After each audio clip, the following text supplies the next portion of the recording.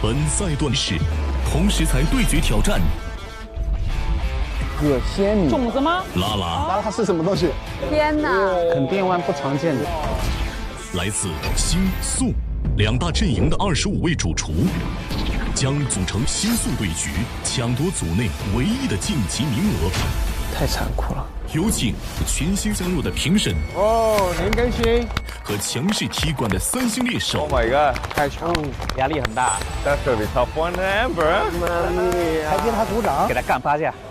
哇，这个是真的庐山真面目，真的好像动物园的感觉。这场巅峰对决搞得我有点紧张。我说我自己有信心，那我一定是100分的。这个西夫做的真的创新。戴文艺在追杀里头给你打服了。小刚这个有点危险。我觉得这个肉有点腥。我很难嚼啊，这个土豆里面很咸。3个菜都非常淡。 I basically taste the same thing again。很棒哇！这个我真的忍不出来。我会挑一个，然后保一个。不救吗？你们不救吗 ？Are you sure？ 我退赛。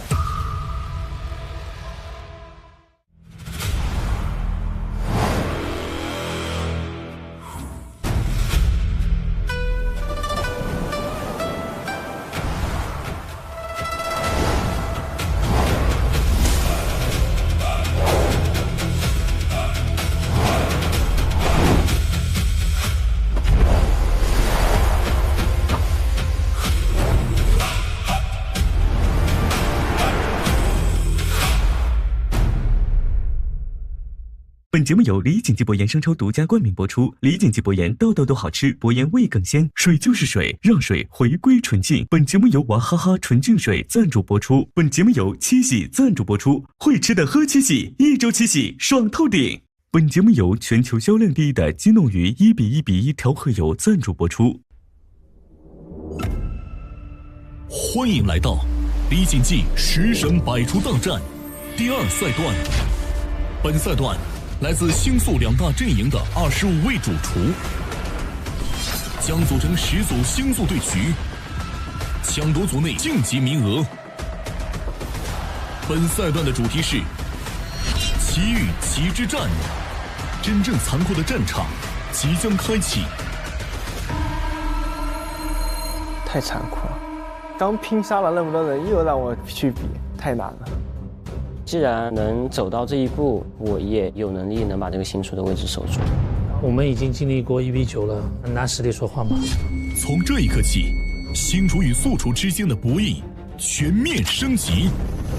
当然，处于这场暴风中心的，不仅有现场的各位主厨，还有全新升级加入的评审和强势踢馆的3星猎手。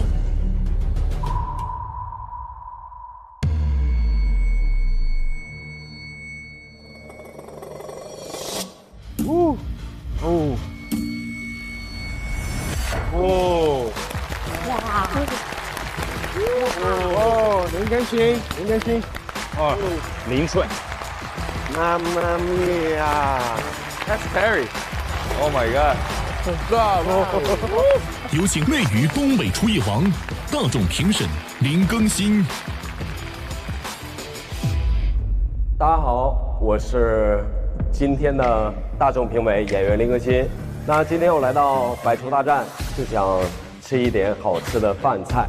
对我而言，口味是第一。我觉得他是一个特别会吃的一个，接地气的，然后比较好吃的，口味好的菜才会入他的法眼。第一口的味道的冲击力要求会比较高。以及新赛段强势踢馆的3星猎手，香港最年轻米其林3星主厨 Terry 何启东。何启东，听说过 Grande, grande. That's gonna be a tough one, Amber. He's quite talented chef. He's got awarded Rising Star or Young Star Chef, so he's quite well known in Hong Kong. 米其林3星，那我这里第一个冒出来的名字是 Amber， 因为他们缠绵了很多年的米其林星星2星，但是在去年刚刚升为3星。他们用更多的坚果跟发酵的酱汁来代替乳制品，在整个菜品里面呈现。大家好，我是何启东 Terry。你们想要的东西我已经拿到了，你们还是回去学学吧。好，好帅呀！这个有点夸张，我这个年轻人可惜不要这么狂，很多老师傅都在这儿呢。他这么狂，还给他鼓掌，扁他，看我怎么把他打败。世界第一餐厅前副主厨亚罗斯拉夫。This looks scary。另外一位呢是来自 Jernier， 也是北欧的一标杆级的精致料理餐厅。北欧菜的话是会根据食材自己特有的特性来简单的烹饪为主。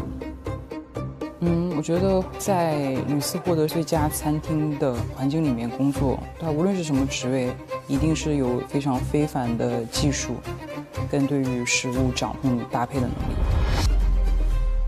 Hello, my name is Yada. Even though it's my first time in China, I'm ready to conquer your hearts with my fusion cuisine. 瑶你好看，来，耀你好看哦，耀他好看，群鹿。三星猎手，我觉得要真能 KO 掉全部对手，他再配来踢馆。没有什么看待，三星代表餐厅，不是个人。如果是这样的话，我也可以说我米其林三星，好多星了，7、8、9星。奇遇记之战全部选手集结完毕，红食材对决挑战即将开启。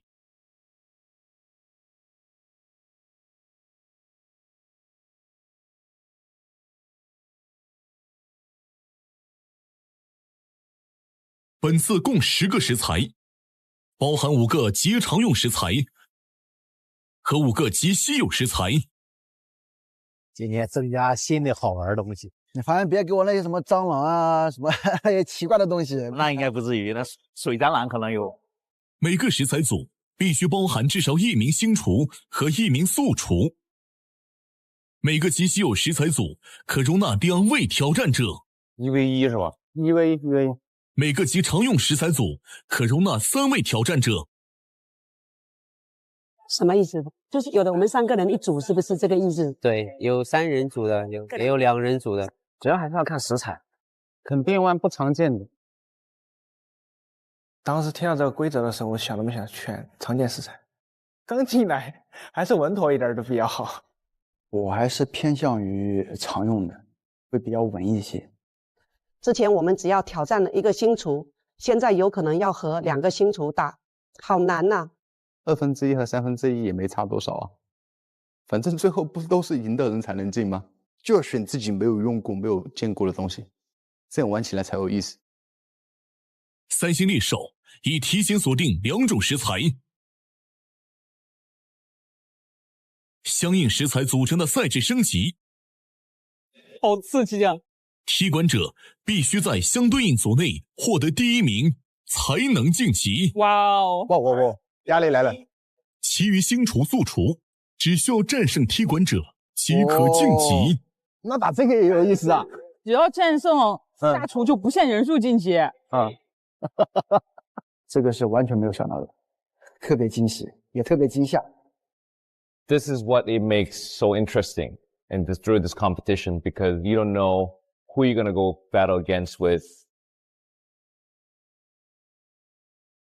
接下来，请大众评审刘涛、潘玮柏为大家揭晓本场对决食材。请注意，本轮是1v1对战。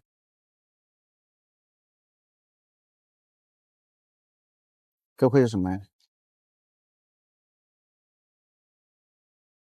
好玩了，看啥东西？这是什么东西 ？Oh my god！ 什么啊？本轮食材为极稀有食材骆驼掌。天哪！哎呦！哦呦！哇！骆驼掌是个什么东西？見都未見過，點嗌貨啊 ？What can you do with the camel? How do the ordering? How? 哇，骆驼掌有用到吗？云南？我没有用过骆驼掌，因为我们那边没有骆驼啊。没用过。所以我们南方人来说，骆驼可能不太会出现在我们的正常的食谱里面嘛。你也买不到，你也在餐厅里面吃不到这个东西。当头一棒，整个现场出来的第一个毛茸茸的一个蹄子，慢慢的爬起来，然后屏幕上给了一个骆驼掌。如果你让我选择这个材料的话，我可能会当场懵掉。每个食材限定30秒抢夺时间，最快按键的主厨将获得食材挑战权。人就能自动匹配了，随机匹配了。想要挑战骆驼掌的主厨，请准备。倒计时30秒。3、2、1，请选择。啊，这个有点难度的哇，有点超出预期了。果然是稀有食材哦。骆驼甲，我肯定不会选的，这个没人要，没人要。选择结束，现在公布选择结果。成功锁定该食材的主厨是星厨董玉振，素厨张元富。师傅加油！哇，这俩都是大师哎！哇，这期待哦，期待哦！哇，这太绝了！因为我们接触掌的这种类型的比较多，包括我们四川的阿爸的毛肉掌，还有个本身我是一个川菜的厨师，其他的厨师他们的味型可能要单薄一些，我觉得会应该有优势。哎呀，好，成功会合。张师傅也是我很敬重的一个人，他也是川菜的传承人嘛。我们不存在谁挑战谁，我们是叫做相互切磋。因为两位老师入行多年，他们本身有非常多的这种不同食材的接触啊、尝试的经验，所以有可能有什么绝活跟让人意想不到的东西。淮扬菜大师可能悬了，因为这个东西腥气啊这也很重。你要大量的香料去压它的味道，我觉得跟张元富老师对战的人就可能没戏了。我们还是太嫩了，跟老姜比起来，见都没有见过。下面公布第2个对决食材。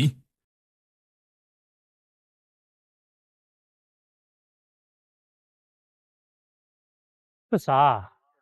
极稀有食材大章鱼。哎呦，章鱼好高啊！好大呀，这章鱼！章鱼给我呀！请注意，该食材已被踢馆者亚罗斯拉夫锁定。该组对决人数升级为3人。有意思了，有意思了啊！有意思了，有意思。那我也不怕，对。要不要抢？要不要抢？赶紧抢啊！想要挑战大章鱼的主厨，请选择。很多人选哦，我选了，我选了。你发章鱼啊，发章鱼！你想要章鱼啊？那我也要章鱼的哦，看我们俩谁快了。Go for it, go for it！ 成功锁定该食材的主厨是3星猎手亚罗斯拉夫，星厨 TC 蔡都义，素厨陈小刚。这个猜对了，猜对了。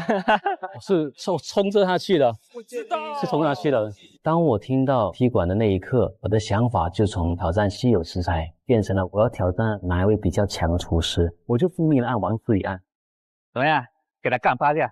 你干的话就打赢2个第3星跟2个第1。我也是米其林3星出来的，谁不是3星啊？好，小刚有勇气，好，就应该这样。第3个对决食材是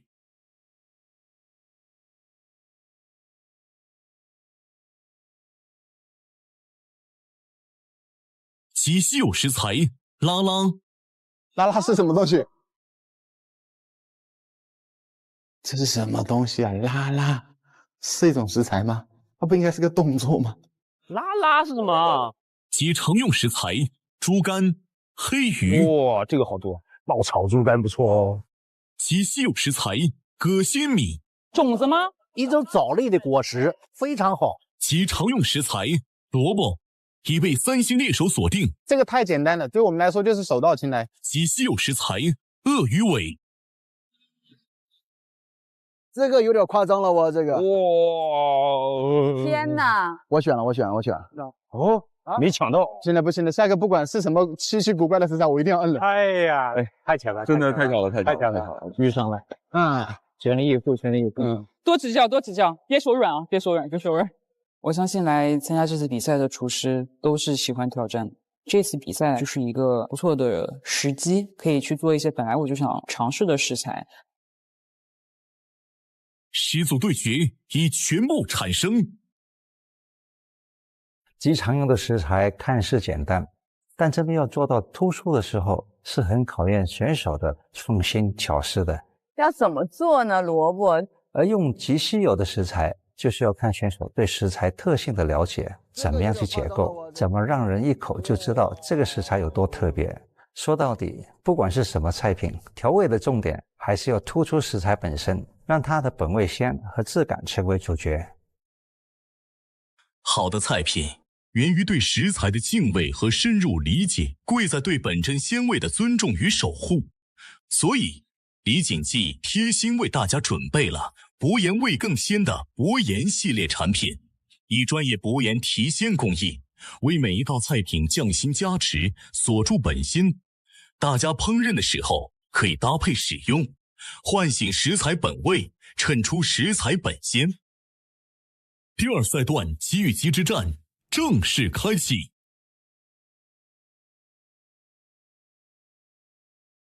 首组比赛食材是骆驼掌。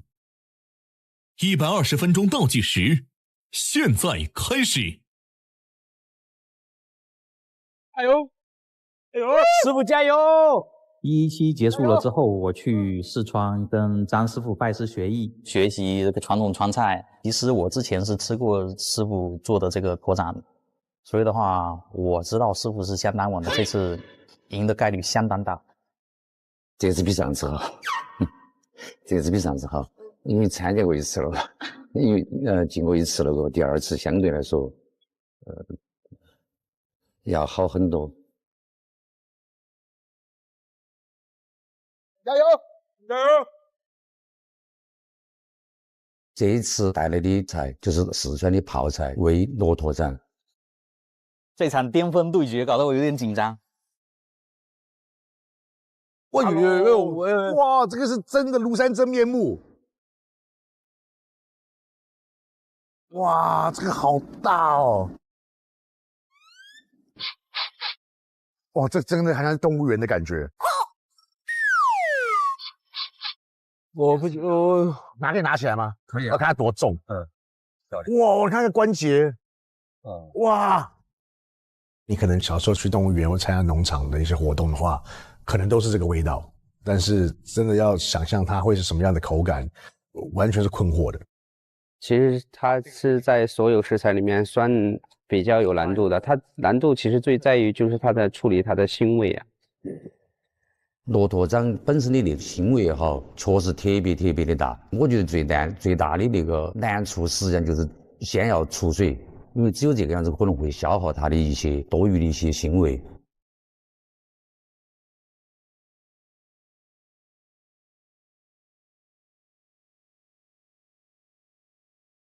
不是，这是什么技法？那个鲫鱼也不处理的吗？还是？哎呦，他是先吊个毛汤出来，然后去压那个驼掌。所以在处理的时候会把它处理得尽量的把味道除得干净一些。再来烹调的时候，会加提鲜的、增香的，比如我们用到了老鸡、老鸭，用到了鲫鱼来辅助它。最后我们要用它那个汤。我这个压很久才能烂。哎，要去掉那个臊味。你看它下的那个香料这么重，你就知道了。这一次呢，我做了一道菜叫做一掌定乾坤啊，又叫掌中有宝。当然，这里面的驼掌呢，我们是要搭着鲍鱼片，谐音宝嘛，所以叫做掌中有宝。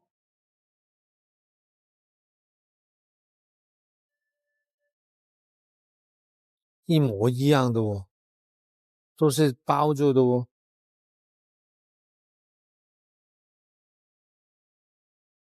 驼掌它非常的腥膻，所以我们前期要把它加这个葱姜料酒、花椒啊、白醋这些来泡水。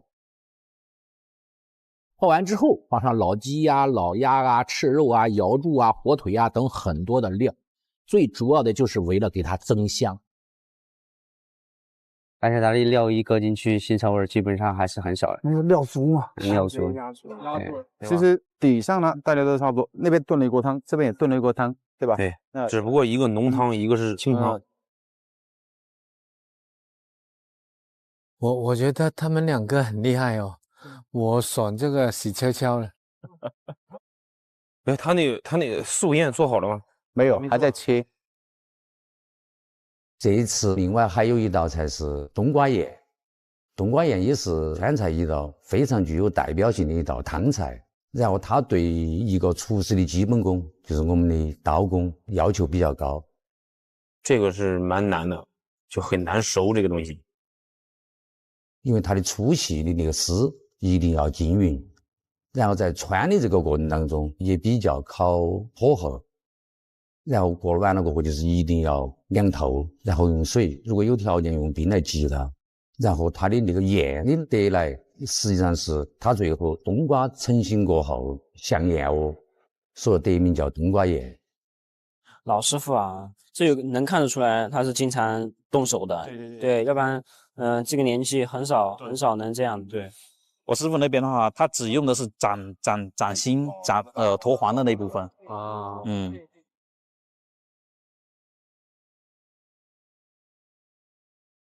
这道菜呢，亮点我觉得是味道，就是我们用的是陈年泡菜，然后加陈年母水，这些都是我这么多年积累下来的经验。这盘我把它带到我们的节目当中来。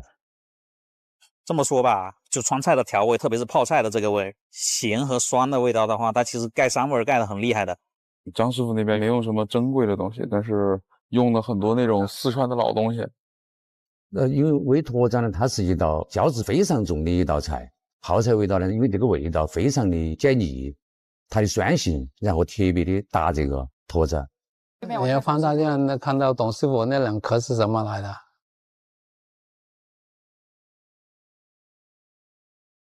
这是鲍鱼啊！来了，这么大个。因为鲍鱼，大家可能在传统概念里面都知道它是好东西，所以我们其实为什么我把这鲍鱼跟驼掌搭配，也是为了让驼掌借助鲍鱼的爆香味。张师傅是用普通食材做高档料理，董师傅都是用的好食材，好食材来包好食材。对，这两个还是有一个鲜明的对比。是的。因为这个骆驼掌呢，它最珍贵的地方啊，就在于它的掌心，这个肉很滑嫩，所以啊，我们在把它趴透了之后啊，一定要把它切成片，能够让它更加的入味。所以拿这个驼掌片啊和鲍鱼也切成片，在一起再炖煮，相互彼此吸收它的味道。我还要另外搭配了一个柠檬芭乐来中和一下驼掌厚重的感觉。让人吃完了之后啊，没有任何的压力，口腔非常清新。董师傅肯定好吃，难吃才怪啊！所以说，像这样的食材，还是得需要老一辈的这个，对吧？前辈，然后去学习。对。如果说我想要更胜一筹的话呢，一定是在这个创意和搭配上、呈现上来更加突出。所以呢，我特别定制了一个容器，上层呢用盐染色成防沙的感觉，盖子打开了之后，放了很多的花草和这个新鲜的绿植。你看到了之后，哎，防沙打走了之后，看到了绿洲，在原有的鲍汁中加了一点点的黑松露，就有大自然的气息，让人回到了森林的感觉。这董师傅这就是真拿出国研的实力来搞这个。这么一看，董师傅和张师傅的风格对比还是挺明显的。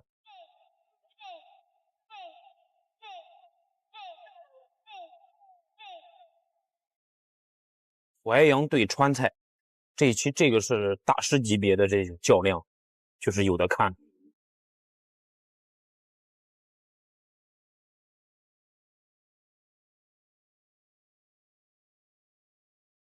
现在在你们面前的是2个截然不同的评审间，你们需要选择其中一间作为终极评判。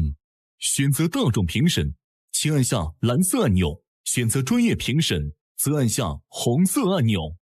其中专业评审进行盲评，仅从菜品呈现、味道进行专业评判。大众评审能以全知视角了解全部细节，从食材信息到烹饪过程，代表大众口味进行评判。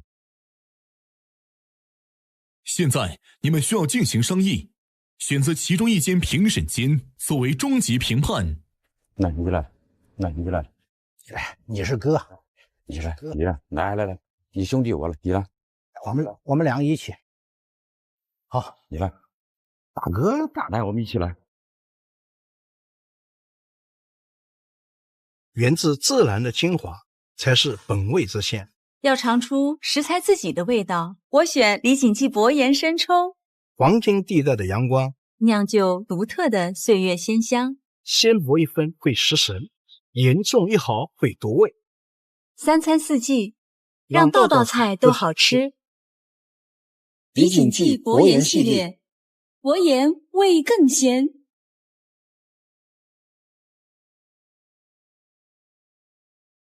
哇，来喽！哇，这器皿都很好哎！我的天哪，都好用心啊！现在请评审品尝1号菜品。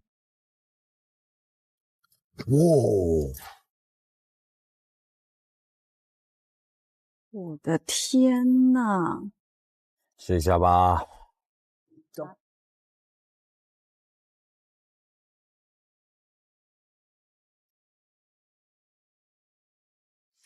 像羊肉一样，是不是？不像羊肉，就很像蹄花。它有的部分的地方，你看我这个地方就有点像筋一样。为什么觉得吃像在吃那种鱼泡？像在吃一个肥肉。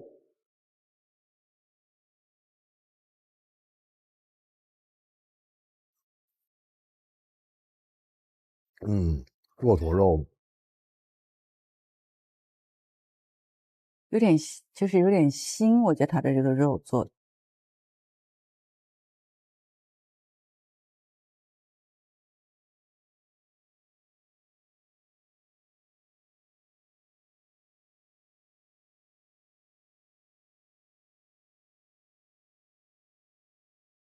1号菜品的这个味道呢，我觉得还是不错的。它里面没有过多的去调味，完全就是外面的这个泡椒汁，所以整体来说还蛮清爽的。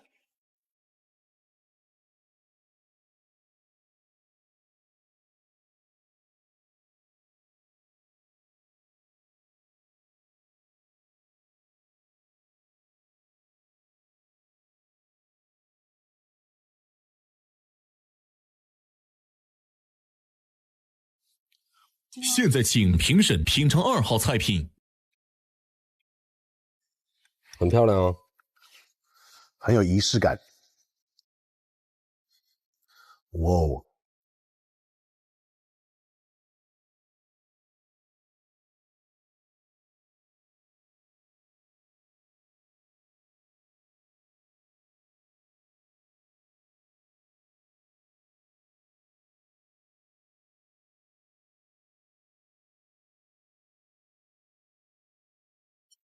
哇，它这个切起来，它这个做法又比较不一样。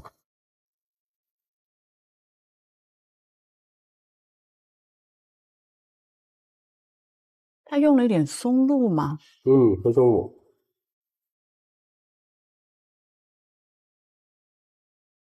所以它把松露这个味道盖掉了一些腥味，是不是？我基本是吃不到这个腥味了。它用了很多东西，这鲍鱼也会遮掉它一些味道，这个鲍汁。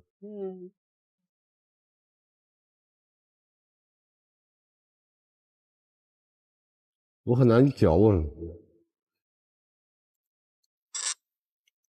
感觉骆驼肉有点难咀嚼，但这个部位跟我们刚吃的那个好像真的不太一样。就2位这么大的师傅用了这么高难度的，更加让我确信我未来不会吃骆驼掌。我会挺希望大家告别这道菜的，就是这个骆驼掌没有必要吃。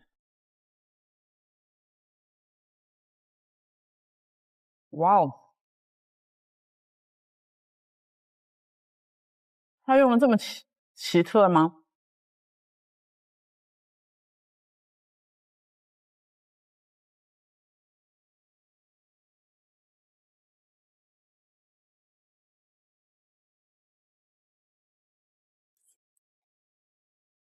这道菜呢，其实它的入味程度是比较好的，一它本身切的比较薄，第二个呢，它这个卤汁呢很厚重。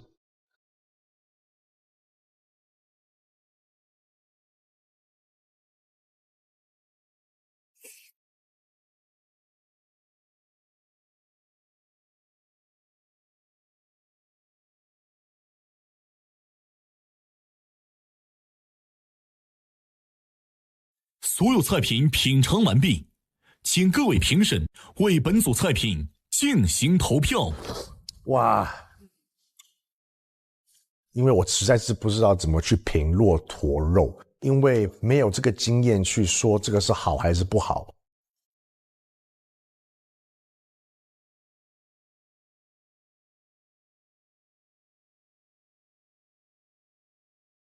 投票结果已出，本组主厨选择的是专业评审间。最后我们俩还是选择了专业评审，因为我认为呢，就是自己所表达的一些技法啊、呈现啊这些东西，可能会专业的评审老师呢会能够理解的更为清晰。好，大哥干，来我们一起来，大哥放上，我跟你一起放。啊，可以，肯定得专业。这种骆驼肉就是要交给专业评审啊，要不然我不知道怎么说，我说不出来。我会说骆驼肉有点难吃，难吃。未被选择的大众评审间的结果为1-2。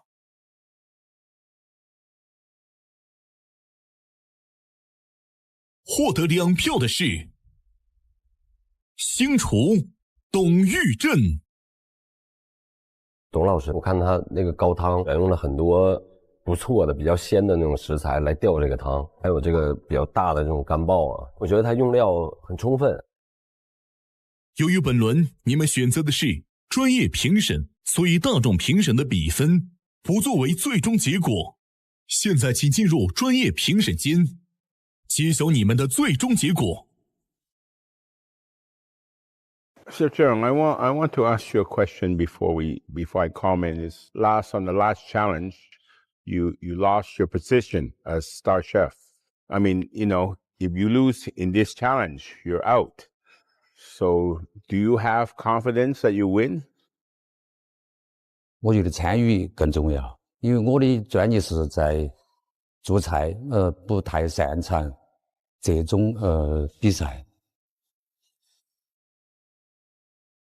本组对决的结果是，我算老师傅，然后董师傅也算一个非常有阅历的一个师傅，就是从实力方面，我觉得应该有一比吧。对于我来讲，发挥出我的技艺，让别人看到一定的知识点，而且呢，我肯定非常相信我自己的手艺，这就是自信，自信来源于实力。本组对决的结果是3-0。问我，为什么？哥，你投29号，我是本来要想投2号，但后来因为我1号没吃完，我又回去11号，我觉得辣的够味儿。但我1号我可能那个部位我真的嚼不动。获胜的是素厨张元富。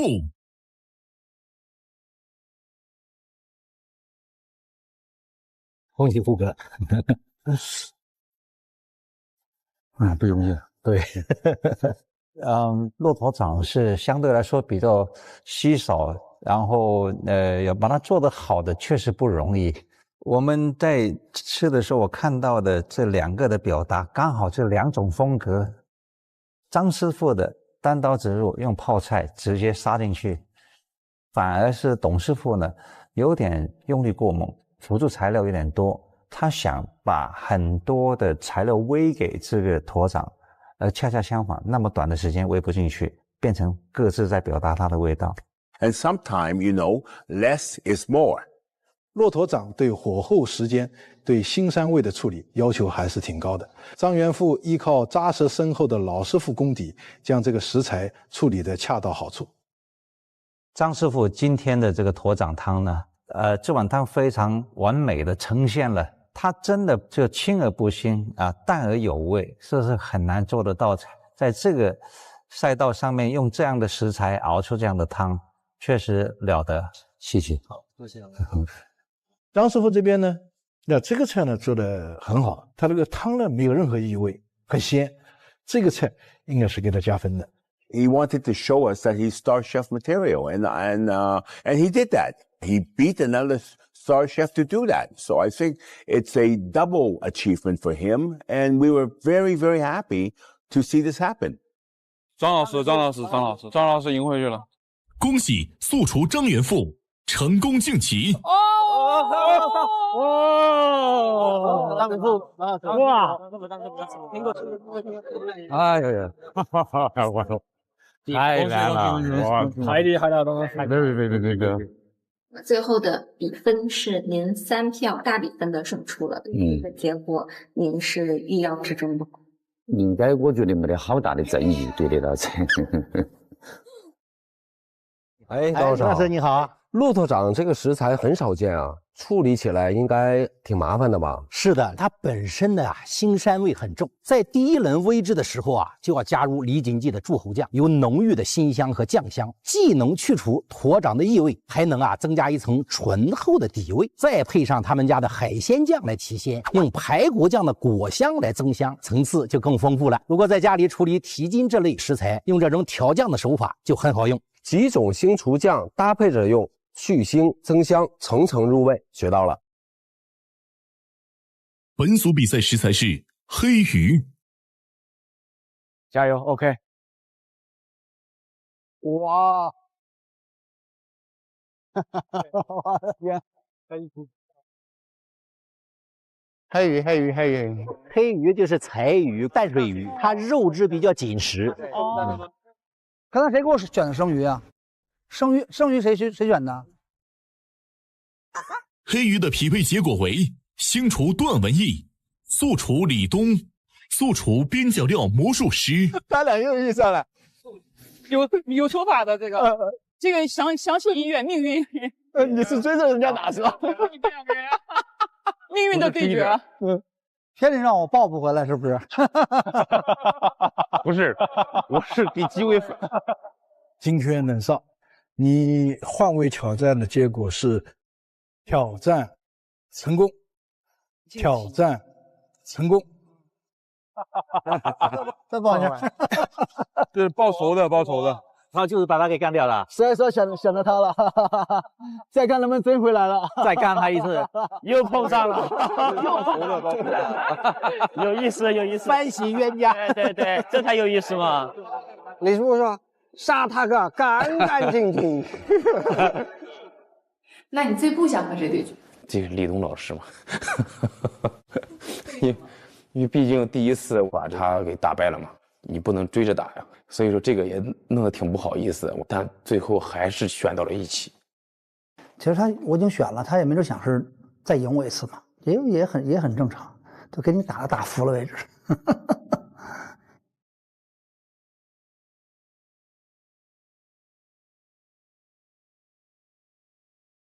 哦，我怎么进入到这里面来了？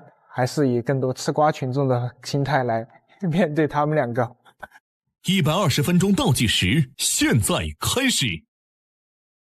段厨你好。哎，你好。哦，辛苦了。哇，那因为这个算是个命运的安排，你跟这个李东厨师又配在一起。对。哎，那我问你一个比较私人的问题啊。他很紧张。你当时从素厨跟新厨换，对不对？啊，那感觉是什么？爽啊！很爽啊！新厨嘛，哎呀，对不对？这个惭愧啊，这没什么好惭愧，这有时候惭愧，不惭愧，这有时候一次的，对吧？对，所谓没成功的这个，当时的心情是什么？我觉得还好吧，还好，没有那么沮丧。阅读我年轻，比我做的好也应该的。我谦虚，不会影响您回到北京这个工作吧？不会，那不会。开玩笑，老师。那你有信心战胜他吗？有，必须有。我突然想到，他们两个就是很在意对方，突然最后赢的人是边疆魔术师，他们两个可能昏倒了。对，他俩这一次可能没有太在意他的队形啊，对，往往会忽略你，有可能啊。你知不知道你这个不是黑鱼，它得变黑马，黑马，加油喽！希望你有好的结果。好，完美呈现给老师。好的，感谢，谢谢。李东师傅这次应该是要做传统名菜糟溜鱼片。其实北方这种尤其是生鱼啊，它不是很鲜的鱼，所以我们一般都拿它做什么糟溜鱼片啊。当我做完以后呢，我觉得有点简单了，想口感丰富一点，就改做鱼滑了。鱼的鱼蓉打是非常重要的，把红的地方去掉，然后呢拿盐跟生粉去洗去抓，鱼片跟冰水去打。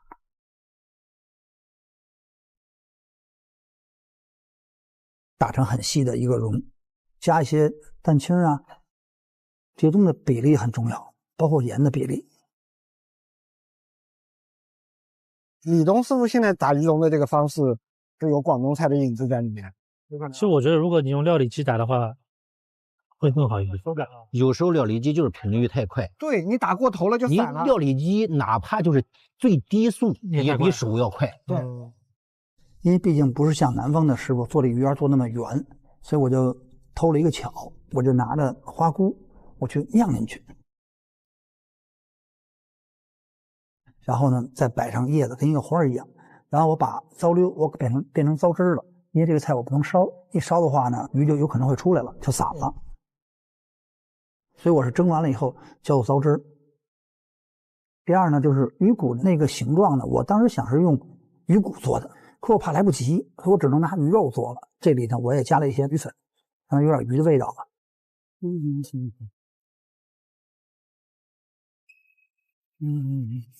半年为结束。整体来说还是偏甜的一个口感。我看一下小段这边对于黑鱼的一个准备工作。我觉得黑鱼对于大部分人来说，第一个想到可能是什么酸菜鱼啊。用传统的方式去做黑鱼会太平常，不足以让人评判说出它哪里好。所以说呢，我就想着就是黑鱼上面的话，它的鱼皮是胶质最肥厚的地方，所以说我就把这个鱼肉呢留了就是2到3毫米的一个肉。我看他取的黑鱼肉不少啊。他只取中间一块嘛，不用搞那么复杂嘛，时间够吗？因为那个它是选最精华的部分，我就怕这个鱼不够。然后我选了4条鱼，然后我要杀4条鱼，还要改刀改成4条鱼，所以说这个上面浪费的时间太多。因为我中间还加了一块鱼肉，这样的话中间有缝隙，就是很薄的话，它能够均匀的，然后鱼皮沾鱼皮，这样的话产生胶质，更容易的就是能成卷。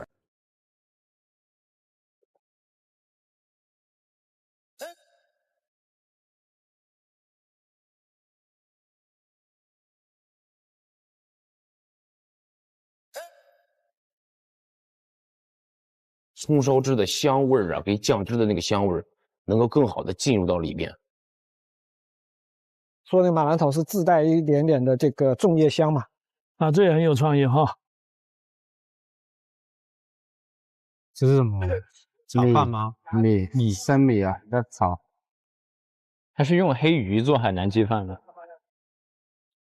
这个米饭呢，有草果的香，有姜，有蒜的香，有香茅的香味，炒一下均匀的，就是把这个鸡油跟香料的香味，然后裹满这个米饭的身上。它搭配黑鱼来说，就是整体上它会很协调。陆老师，您看得出来他现在中间这位选手，他想要做什么样的东西吗？不知道啊，现在就是他的东西一半西式，一半中式，感觉他什么都在处理。因为我的2位对手老师他们是做中餐的，因为我想用西餐的方式来呈现，打一个差异化，所以我想用一些西式的技法来做一个川味的泡椒鱼，名字叫3泡低温鱼。哇，这个粘液太多了，好滑。第一步，先把我们的鱼骨鱼皮给它去下来。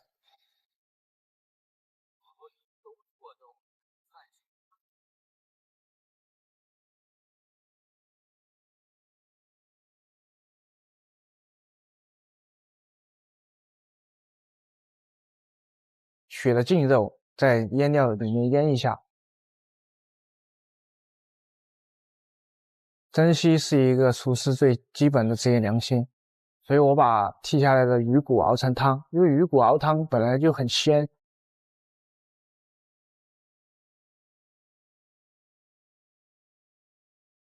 那剔下的鱼皮，把它炸成一个脆皮，也尽可能的减少了浪费。三泡低温鱼里面的三泡指的是泡椒、泡萝卜、泡姜，但是我觉得它会有一点过于单调了，所以我又加了香茅和南姜在里面。川渝的这个泡椒酸辣味，有点接近于东南亚的这种酸辣味，所以我想把这两个东西结合一下。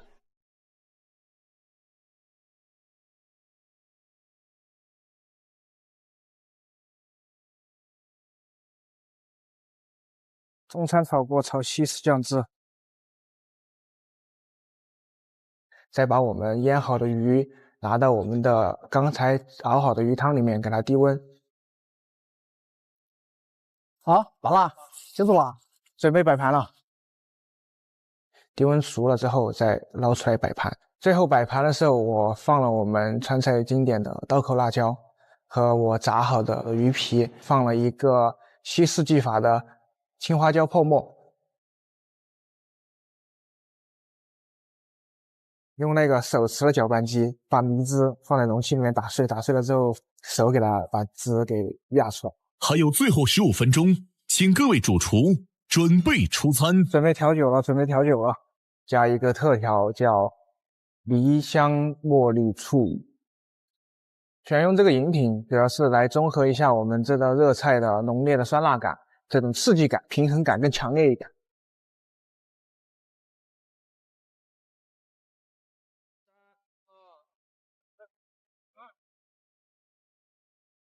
好，结束。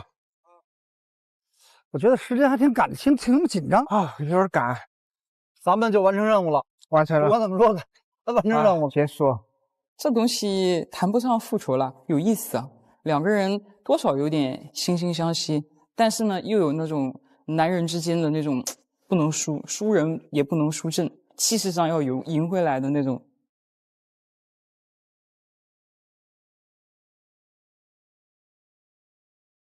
我建议选一大众的，大众的吗？要不要听？你们俩怎么说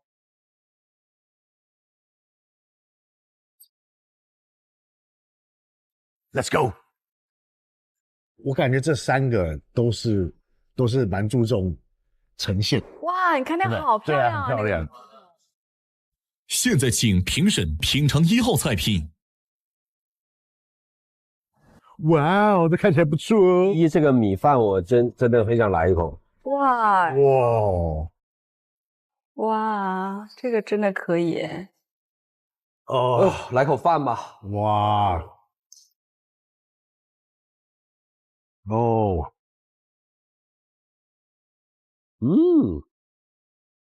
OK 了，很棒。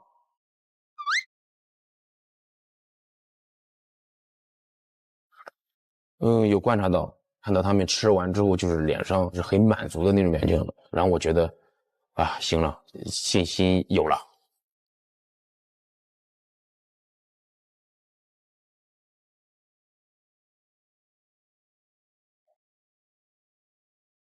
很传统的中式的吃法嘛，来一点米饭，最后来一点汤。Chicken fat and rice and a beautiful soup. 他把鱼炸成像油渣一样的感觉，放在汤里面，起到一个烘托的作用，这个 touch 非常好。现在请评审品尝2号菜品。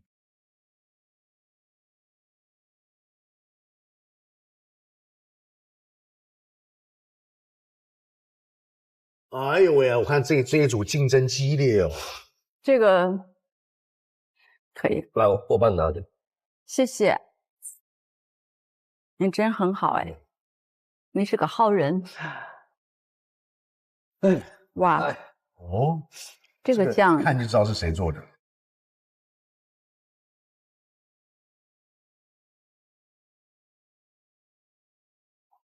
他用了很多那种东南亚的酱料，像香茅啊就能吃出来。够酱。但好吃的。哇，这组可能结果会很实在。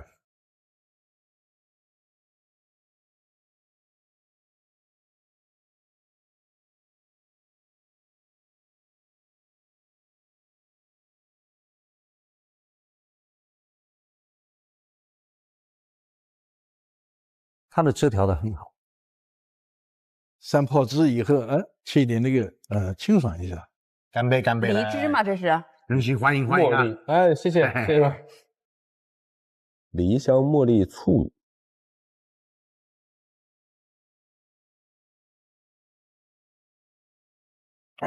喝出了不一样的感觉啊！咱们只能看着，不能听见。好喝，我看出来了，还没喝。嘴型好喝是吧？好喝，还没喝呢。现在请评审品尝3号菜品。中餐的比赛角来讲呢，是需要碳水、肉质、蔬菜的，所以我觉得配了一个碳水呢，也是整个菜的口感更丰富。哇，你看人家这个饼干做的多好！哇，这啥？这是酿，下面是花菇糟溜的味儿。这个也挺大胆的哦。这个好漂亮啊，我都舍不得吃。哦，这还不错哦，太好吃了，甜甜的。这饼干做的太好了。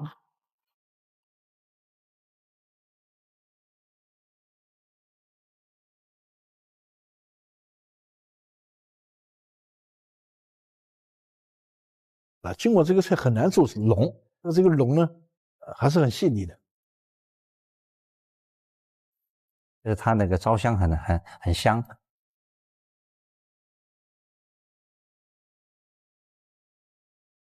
里边包个香菇是吧？对，底下是香菇。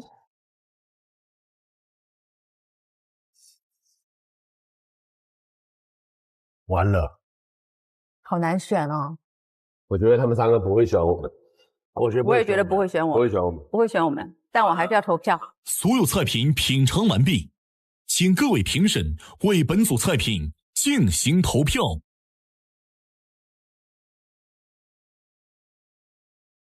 啊，这太难了。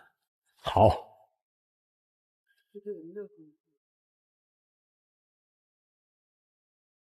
投票结果已出，本组主厨选择的是大众评审间。上班了。上班。我建议选一大众的。大众的吗？要不要听？你们俩怎么说？可以，反正谁都一样，都一样。OK， 好了，好。现在请进入大众评审间，揭晓你们的最终结果。这个是好，欢迎。李东师傅，您觉得自己这一次翻身的可能性大吗？都挺难的，我觉得真的都挺难的，没把握。这一组的，刚才可以看他们俩做的菜，我觉得做的都非常好，所以这个很难讲。边角料魔术师哈，上次我们做的是中餐，对，这一轮面对2位老师都是做中餐的，我想做点不一样，搞点差异化，夹在他们俩中间，正如我的名字像边角料一样，电灯泡看着2位老师，瞎说。本组对决的结果是，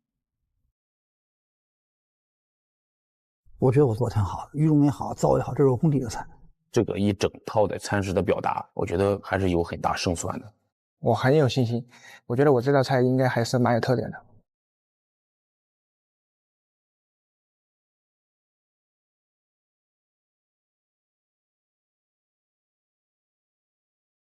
本组对决的结果是2比1比0，恭喜新厨段文义。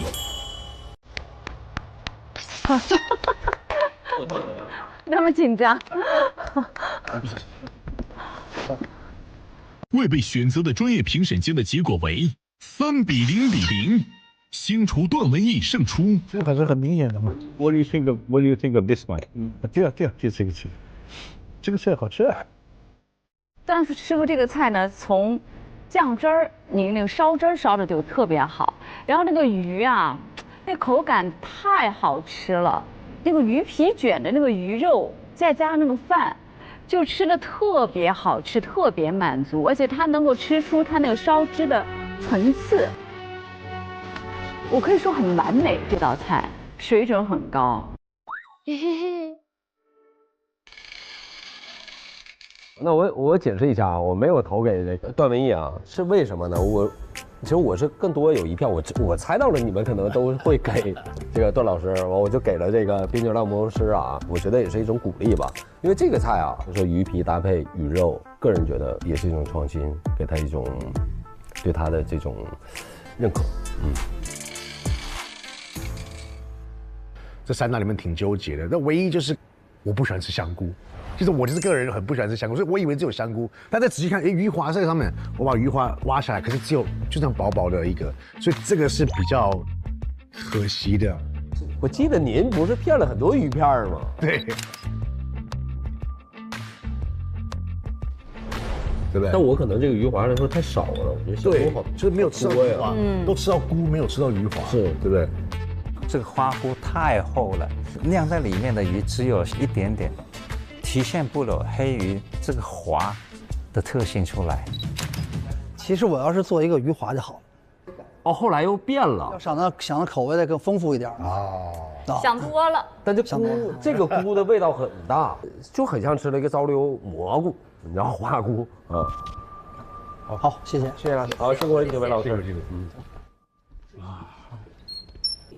我还算比较平静。还是那句话，6个人都认为你没赢，你怎么可能赢呢？对吧？而且呢，没准我已经岁数大了，很多年轻人想法我要好好看一看了，糊涂了，有点不知道怎么干好了。在我脑子里，我干这么多年了，我们从来没有炖生鱼或者蒸生鱼吃，他们做了一个炖的生鱼，做蒸的生鱼，完全我理解不了。你知道吗？我回家我也炖门市，我看它到底是不是好吃，不知道。我觉得哇，这个信心瞬间就拉满了。这个上面呢，其实我想对李论老师说，就是没有追杀这个事儿的存在，就是我是觉得，其实我更多的其实想和他是学到东西，所以像我还不足以挑战他在北京的权威哦。我刚刚看那个边角料魔术师熬的那个鱼骨汤。用的是娃哈哈纯净水啊。高汤这东西啊，其实特别吃细节，不同的水熬出来的高汤，其实味道都会不一样。对，所以很多师傅啊做汤底啊用的水都非常讲究。像娃哈哈这样的纯净水啊，水质比较稳定，熬出来的汤口感会更好一点，而且不会抢食材本身的味道，鱼骨的鲜香味啊也会慢慢的被带出来。真正好的汤底啊，看着简单，其实功夫全藏在这些细节里。这锅汤用水都极讲究。是。东西福，你怎么搞？你怎么说？回家了，没事。哎，我跟你说，没有一个人来这想输的，咱实话实说。可是，你既然输了，说明赢你的人比你更优秀，对吧？山外有山，这是正常的，对吗？你学一学，还认识这么多朋友呢，多好，对吧？以后去北京找我吃饭去，吃烤鸭，必须的，必须的。恭喜星厨段文艺成功晋级 ！Yes。哇，你把那个世博又干掉了。对，我的天，他一直赢不下去。侥幸，你这个晚上得摆一桌啊！侥幸啊！侥幸。谢谢老师，谢谢老师，谢谢老师。帅哥今天表现非常牛。没有，谢谢老师，谢谢老师。哎，这组都进来了，这组做什么？拉拉，哎，拉，这个牛。我真的要赶紧，我马上要抢了，手擦汗。本轮食材为极稀有食材拉拉牛奶吧，应该气势吧。拉拉是什么？拉拉，这个我真没做过。我当时就懵住，我说什么叫拉拉？那东西我都没有听过。是一种食材吗？它不应该是个动作吗？想要挑战拉拉的主厨，请准备。倒计时30秒，请选择。选呀，选。我选了。摁了。选择结束，恭喜新厨盛威。来，素厨风味工程师组队成功。遇上了啊，全力以赴。我就要去挑那些比较稀有的食材，对手是谁对我来说不重要，我对我的菜品的味道很有信心。我一眼看到它，我在我的大脑里面已经构建了我的菜品的雏形。在我选择这个食材之后，我的胜率我可以把它控制到100%。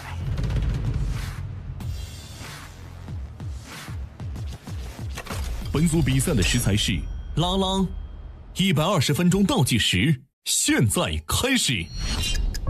加油！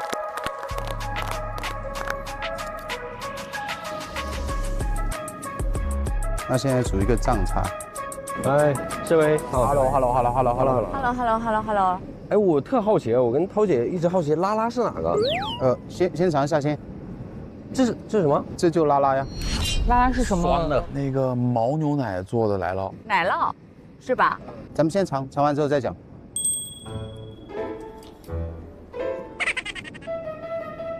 涛姐要尝一点。谢谢。好。有点硬。对。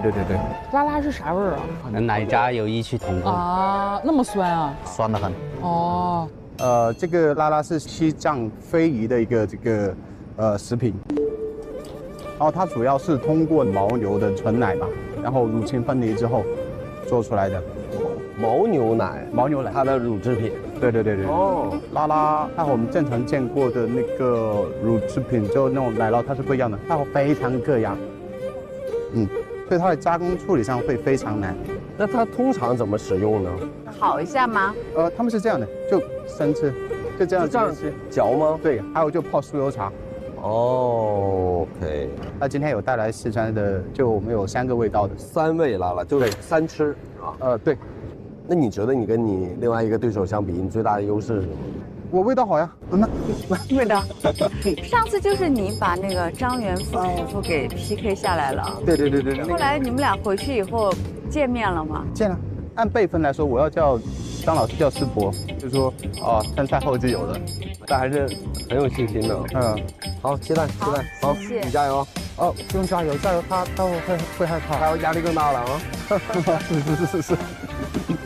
哎，你好 ，Hello， 两位老师。这是什么这是什么？叫韭葱，其实。炭烤韭葱。对，我们西厨里面用的比较多，就是它提供的葱的甜味会比普通的比较浓一点。哦，哎，那我看到你这个灶台跟好像其他人的分布不太一样呢。对，我的灶台有比较明确的规划，就是分区。然后每个区域现在暂时只做一项任务，然后每个步骤会给自己设置一个时间表。然后如果我慢了的话，可以调整一下；快了的话，可以稍微放慢休息一下，这样。所以跟他的名字很像啊，工程师。对，因为我个人有很强烈的强迫症，我需要把所有东西按照顺序或者首字母这样去进行一个排列。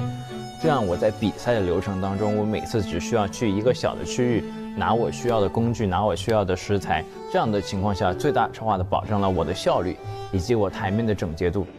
好，那很期待。一会儿见。好，谢谢两位。哇，这个拉拉真难做。哎呀，炭烤什么？炭烤拉拉。我第2场的作品叫做《余烬之风》，延续了第1场，继续用火焰去表达我的一些菜品的灵感。灵感是我做菜的第一来源、第一要素，但不代表当下那个作品一定是合格的，或者说好吃的。所以我回去以后不断尝试去改进，来达到符合我心中标准的一个好吃。所以我推出了 1.0 版、2.0 版、3.0 版。我只要在赛场上做出我最满意的 4.0 的版本，那么结果就一定是会好的。因为考虑到拉拉这个食材的特殊性，它是来自于高原地区没有经过分离过滤的牦牛奶，我是希望在用不同的层次和形式、不同的切入点，去重新让拉拉焕发它的生机以及它的乳脂的香味。首先，我要做一个拉拉土豆泥，把煮熟土豆先压成泥，然后过筛。我把拉拉磨得非常的细碎，然后融入到我的招牌土豆泥里面。我们只保留拉拉最原始的奶油的油脂的香气和像 cheese 一样柔顺的光滑的口感。你如果他这样一做的话，哇，看那个土豆泥感觉就很丝滑。对，他要烤。他很喜欢烟熏，然后去吸那个白水的味道，那个清香。第二个部分呢，做一个烟熏土豆拉拉，把它做成小块，然后跟我自己在现场特制的烟熏土豆放在一起，用土豆去衬托出拉拉它本身的香气和那一点弹牙的口感。相当于他把土豆只是当个 base， 当一个基底，然后往里边加任何想要的味道。那最后一个部分呢，做一个拉拉奶白酱，把拉拉泡发让它回软。这样的话，我可以把拉拉放进我的一个酱汁里面作为一个基底。它的蛋奶啊什么这种好多啊，都是奶制品。风味工程师吗？做成一个像法式天鹅绒这样的一个有绵密奶香的一个拉拉奶白酱。最后我做了一个水萝卜洋葱酱。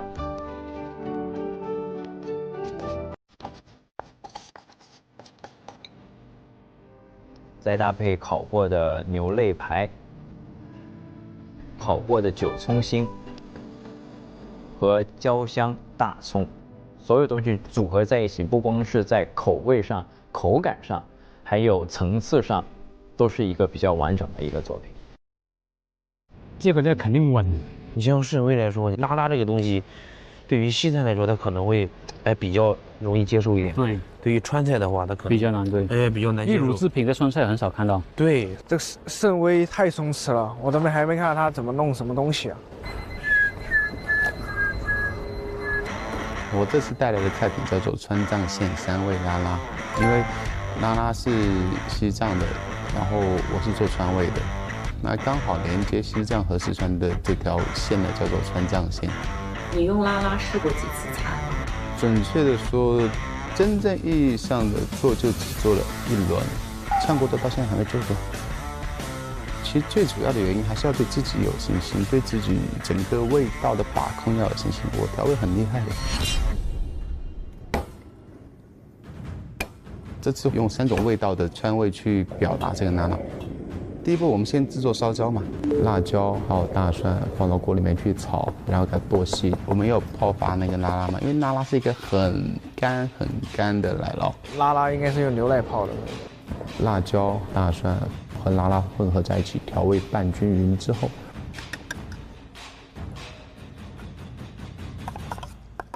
母子前先给它掏空掉，然后去炸这个料头，然后酿入到那个茄子里面。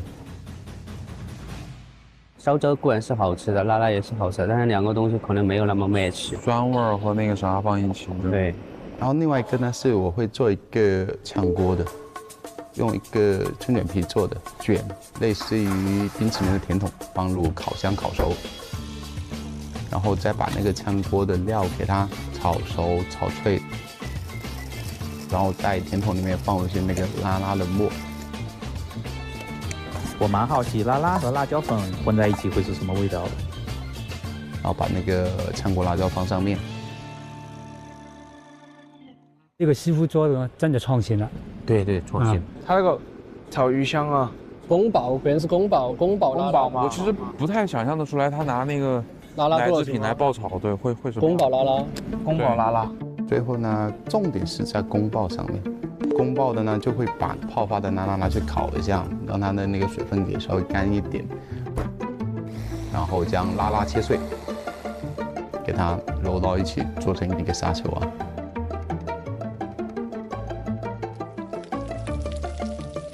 放入锅中炸至金黄，然后去炝干辣椒、干花椒、姜蒜片、大葱。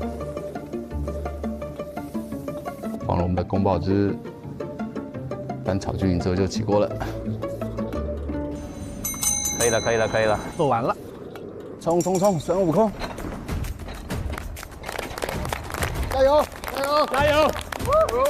其实我都挺看好他的，如果火花碰撞出来，口味上面用个川菜做的一个，我其实挺想申维赢的，但是我感觉是澳洲那哥们儿确实挺狠。当当当当当。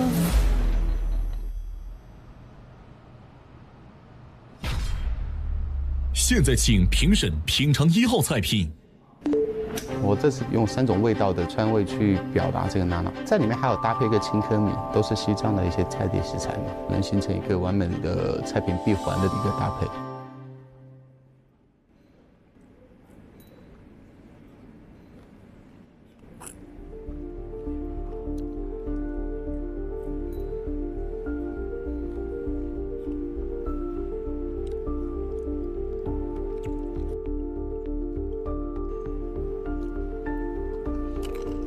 这几道菜的个性非常强烈，那味道非常鲜明。宫保味呢处理的还很好。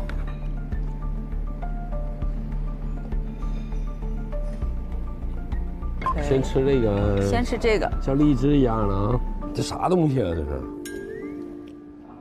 嗯。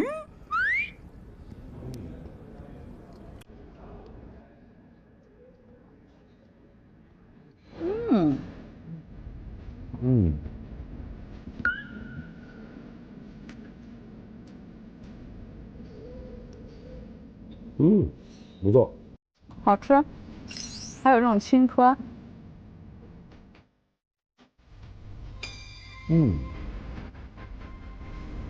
味道还不错，哇，饱，它这种宫保有点干干的，挺好吃的啊，确实做得好，做得好，做得好。哇，这，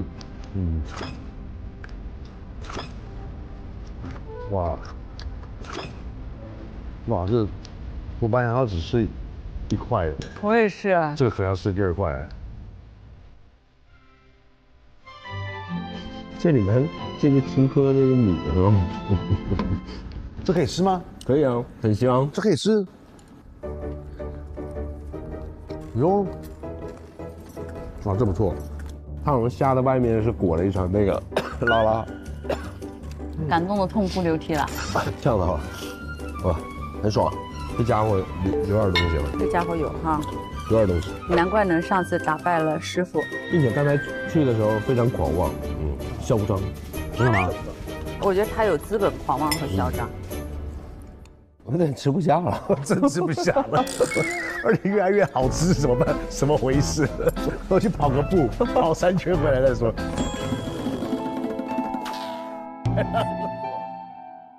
现在请评审品尝2号菜品。我的酱汁保温到最后一刻，然后把奶白的酱汁倒在盘子里，那一瞬间，奶白酱里面还有一点微弱的蒸汽。让评委在第一时间能闻到拉拉，然后看到拉拉不同的状态，最后一步才是吃到拉拉，让评委能感受到我对这个菜的理解。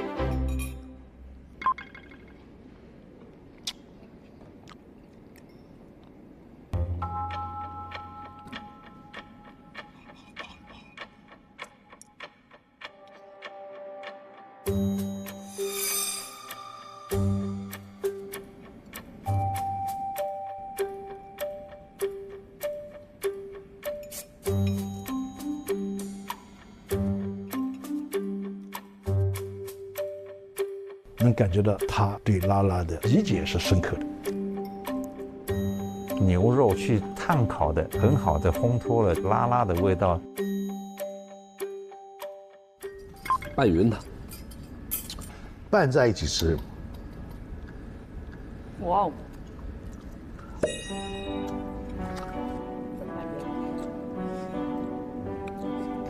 还不错。哇！哇！哇！它这个奶酪调得好。哇，这好吃的。啊，潘兄一直在吃，好吃的。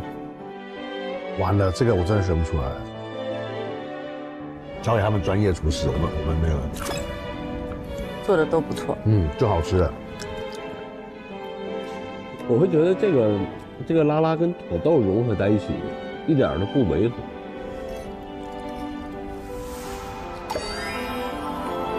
刚才已经吃嗨了。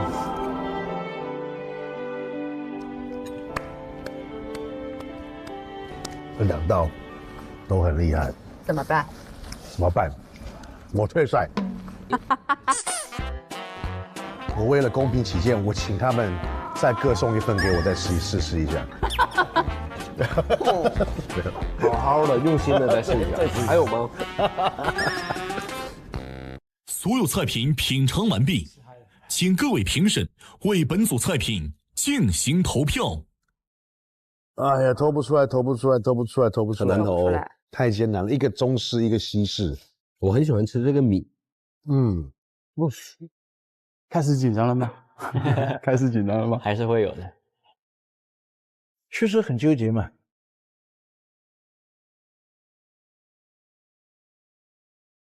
我自己做的菜味道肯定没问题的，不能说10拿9稳吧，但是也是应该有个7、7、8、8的。投票结果已出，2组评审间的投票结果都是2比1。哇！大众评审间的获胜者是星厨盛威，专业评审间的获胜者是素厨风味工程师。谁投工程师啊？我好像忘是。请选手们前往选择的评审间。我觉得他们会选我们。真的吗？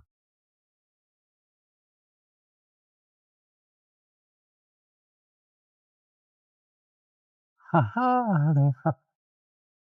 老师好，老师好。本组主厨选择的是专业评审间。去吧，一起吧。好 ，OK。1、2、3，1、2、3。恭喜素厨风味工程师成功晋级，星厨盛威淘汰。那边选的是工程师，完全没想到。跌到谷底，菜很好吃，结果人家赢了。本来是有冲着往更高的名次或更远的路去走的，那走到这里突然一下就结束了。以后做事要认真一点，不要这么吊儿郎当的去干这些事情。盛师傅这3个的好吃的，每个我都很喜欢吃，都是很好的出品辣味控制得很好，确实是你的强项。好的，谢谢老师。风味工程师用一个稍微烤制的一个烟熏的牛肉作为一个烘托的对象，不单把这个奶香味激发出来，然后让它的那个味道还有更多的奶香的层次，所以我觉得这个确实是你理解拉拉比郑师傅会深刻一点。1号的2个小前菜做的很特别，味觉、口感、层次都有一定的这个冲击力。你里面的这个调味汁这爆浆的这个感觉，味道一下子就提起来了，刺激你。2号选手呢，拉拉用3个层次的感觉把它表达出来了。第二个呢，它上面放的这个主料呢，它和这个奶酪放在一起吃的时候呢，很搭，所以这个菜呢，也是很棒的。I don't know if you're aware, we were blind. We don't know who cooked which dish. We're blind. But, Mr. Engineer, I can recognize your dish any day of the week. Is that too obvious? Okay, and you know why? I basically taste the same thing again. The sauce. the potato. I taste the same thing. Everything was executed perfectly, but I don't get the contrast. So this time, you're a lucky engineer. Next time, you may not.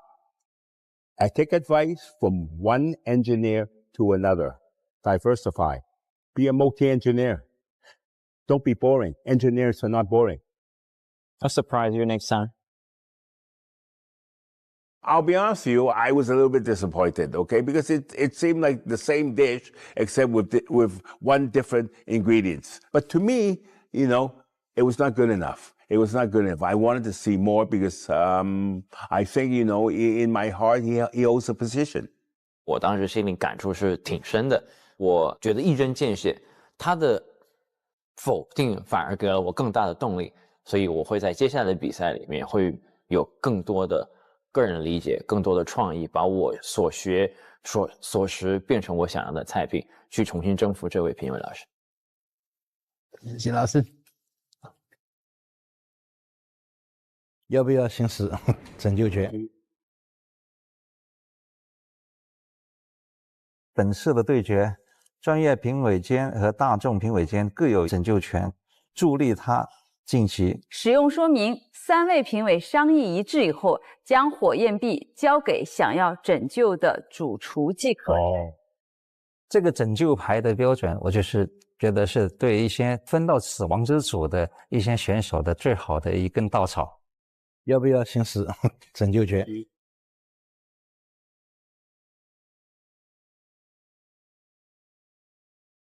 不救吗？你们不救吗？这真的做的蛮精致的。如果这都不救啊，你还有什么机会呀？确实很纠结嘛，因为这个我吃第一口的时候，它让我惊艳了，很有冲击力，那样一个菜。第二个呢，3种味道，一个是酱汁的味道、酥脆的味道、宫保的味道，它很有层次感，这个是它的这个优势。另外一个优势呢，出品比较老派，看上去比较传统，但是呢，他对拉拉的理解上面又深入了一点，所以这两个大家都很纠结嘛。So I want to call him back for rescue. Well, it's now or never. So yes, yeah, yes, okay, yes, go. Yes. 请注意，专业评审间使用拯救权。你看，救了吧？救了吧？对，经过我们3位评审的商量啊，你的作品呢很有创意，特别是调味上面很有一些冲击力，所以大家一致决定使用拯救权啊。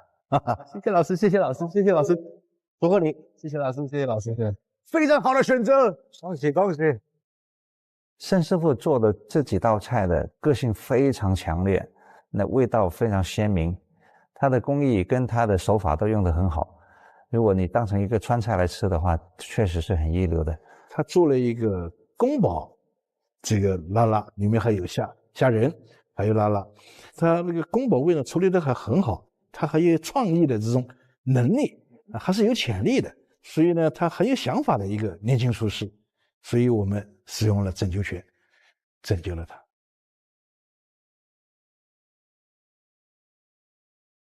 恭喜素厨风味工程师成功晋级，厉害呀！谢谢谢谢谢谢，恭喜恭喜，牛！Let's go！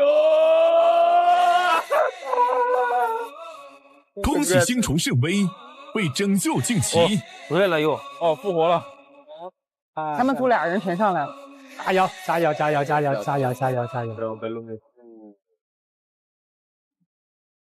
必须要认真的。打团赛，这是一个惨痛的教训，给了你火焰币，那就说明你有被认可的地方。但是我不希望是通过这样的方式被人认可，所以还是就觉得接下来要认真一点，好好的去对待，去以一个新的状态来面对接下来的这种比赛，让自己走得更远。哇！哎，好吃吗？好吃吗？要不要来一个？肯定要来一个啊！就是这一口外酥里嫩，而且萝卜丝还是甜的。对，好吃吧？刚出锅嘞。我来跟你安利一下我的宝藏——七喜。吃完热乎乎的，再来一口，真的是爽透顶了。干一个。七喜配萝卜丝饼，绝了！太清爽了，谢谢潘帅。本组比赛的食材是鳄鱼尾。120分钟倒计时，现在开始。加油！加油！处理鳄鱼尾了，现在。哇，这么长一根尾巴，它其实就皮好吃，胶质厚，肉很柴的，肉还是有点柴，跟鸡肉差不多的。肉质呢就是稍微差一点。对，皮应该好吃点吧？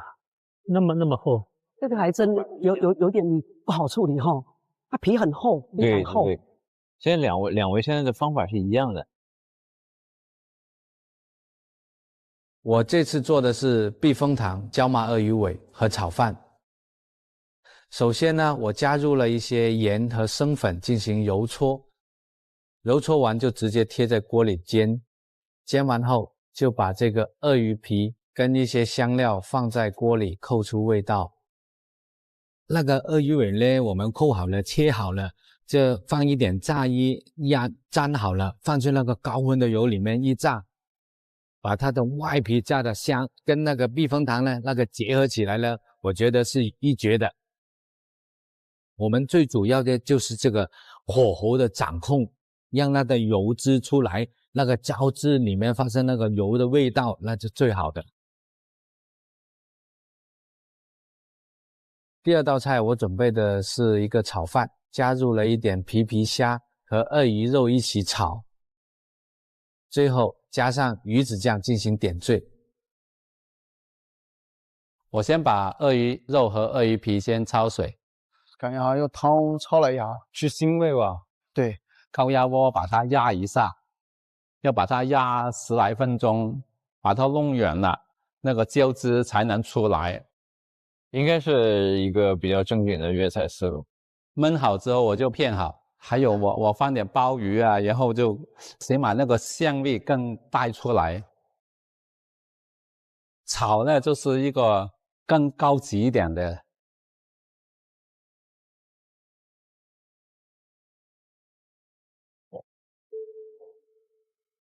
富哥这个看起来就好吃啊。还有做那个鳄鱼丸，我就用那个海虾跟那个鳄鱼肉裹在一起来做那个鳄鱼丸，然后油炸，这是弥补鳄鱼肉的柴，这样子爽口很吃。炸好之后就摆在盘子旁边，可以了，可以了，可以了。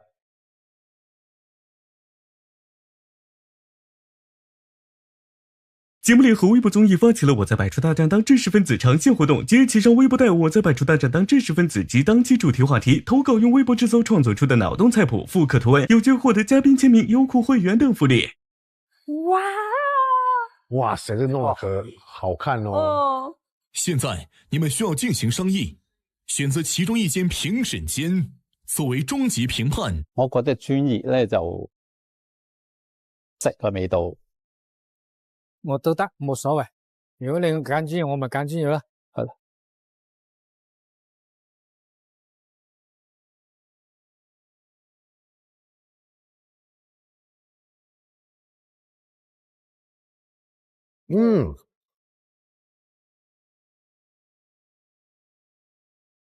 哇，它这个胶质好好吃啊！比我想象的好吃。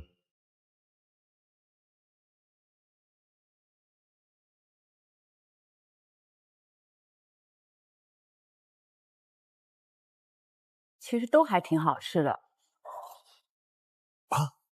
鳄鱼肉可以这么好吃啊！所有菜品品尝完毕，未被选择的大众评审间的结果为3-0，获胜的是荆厨郑锦富。请选手们前往选择的评审间。本组对决的结果是2-1。香港蟹王胜出。这一次里面的避风塘呢，可能加了一些麻，加了一些辣，但是它真正出彩的呢，是它把鳄鱼这个尾油炸了以后，形成了外脆内软的这个口感，配上这个东西是最和谐的。人家一下子给你吃出2种层次感出来，哎，这个鳄鱼皮它有创新了。副歌的你3个菜都非常淡，如果吃鳄鱼没有一点给我能够抓到它的肉味的话呢，它就是一个像炖烂的猪皮的感觉。你用这个极品来跟它做，能够给它提供味道，但是同时它也喧宾夺主了，我就觉得是2个都不突出。恭喜素厨香港蟹王成功晋级。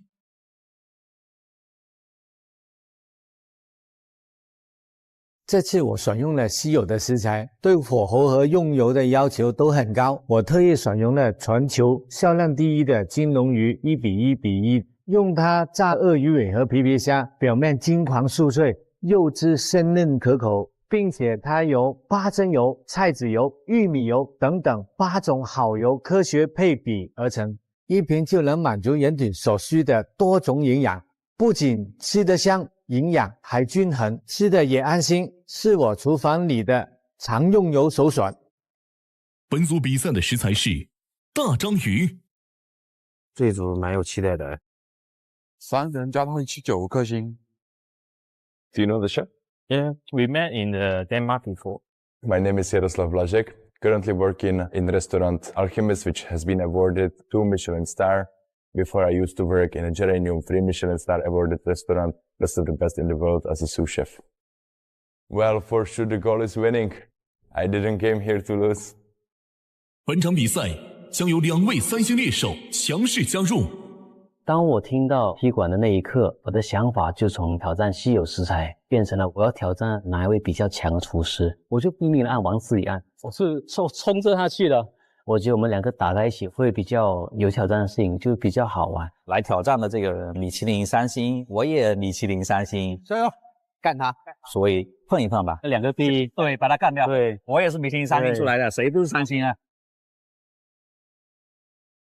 哎，开始了，这是终极大对决啊！他们3个肯定很精彩啊，很精彩啊！120分钟倒计时，现在开始。Let's go, bro！ 他们做的什么章鱼煮是吧？章鱼煮，这么大个，这确实大的那个。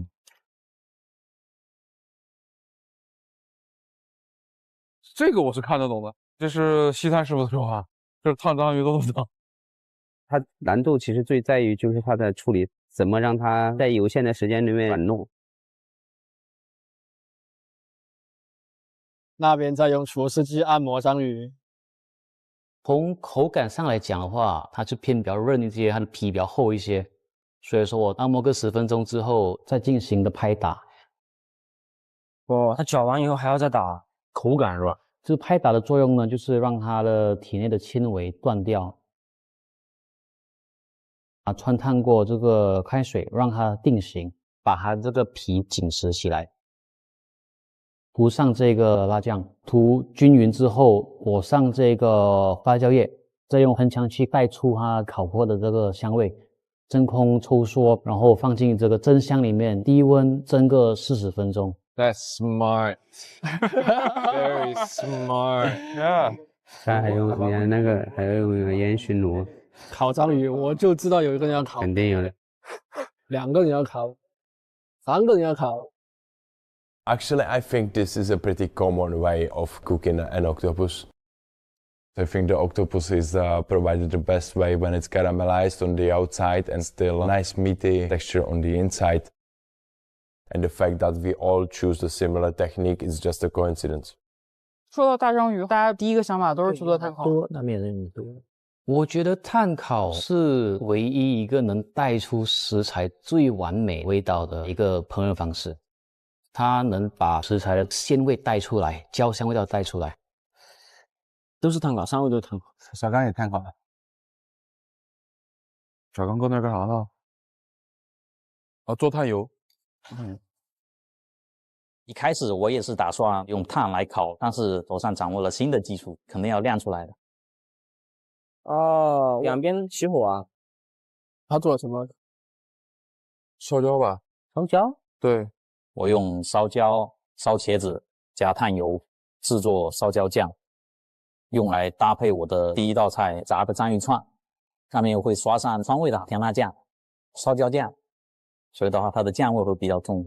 前菜我用的是怪味凉面，这是非常经典的一道川式开胃菜。我用章鱼打成泥，加木薯淀粉，送入蒸箱中进行蒸制，然后切成面条的形状。这样的话就是非常代表四川复合味型的怪味酱。他现在调那个怪味比我还调的，我觉得比我调的还好吃。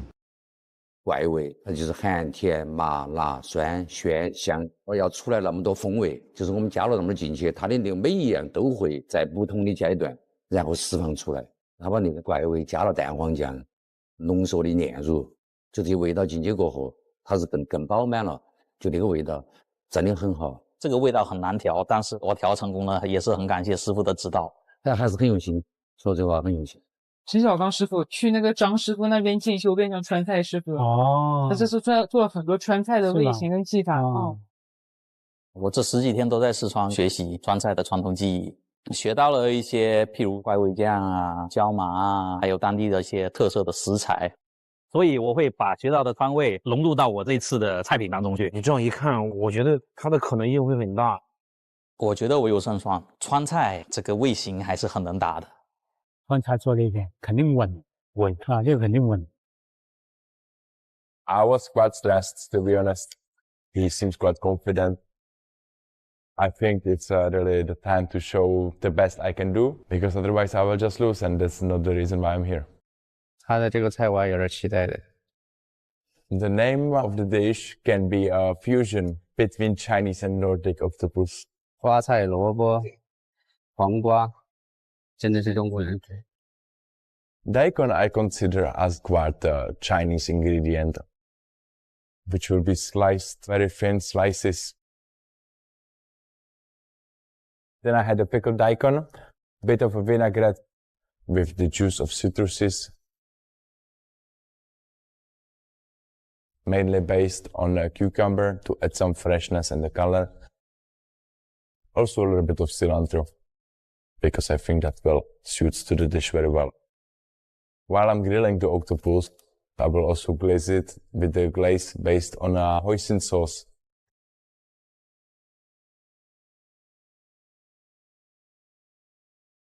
So it's supposed to be caramelized, nice and shiny. On the very bottom of the plate will be a cauliflower puree that I think will work well together. 这个也是很经典的搭配，花菜配章鱼，对，风味也是不错的，口感层次也是很丰富的。TC 的鱿鱼好像好了，这个八角鱼很好看的，哇，感觉好有食欲。这道菜启发就是非常马来西亚的一道菜，叫做ikan bakar，就是芭蕉叶放鱼、放海鲜、放一些辣椒酱，烤到它熟为止。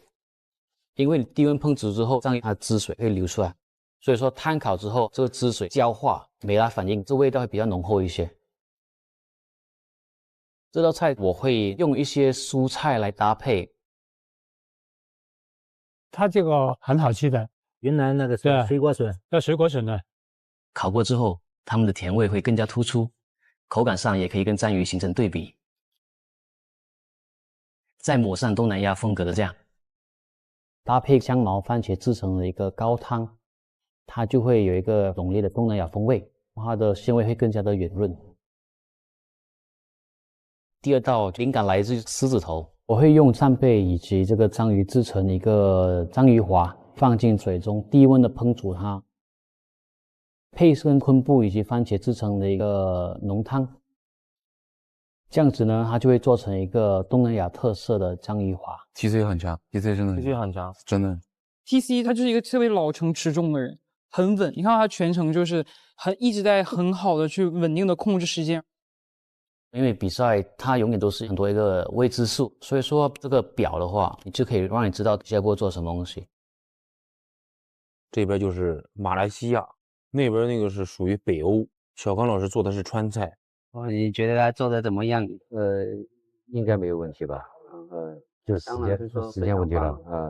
20分钟怎么也得把东西弄得差不多了。还有23分钟。啊，那个只做一盘。对。他今天是比较稳妥的只完成一个东西，另外2位他们做了一个 set。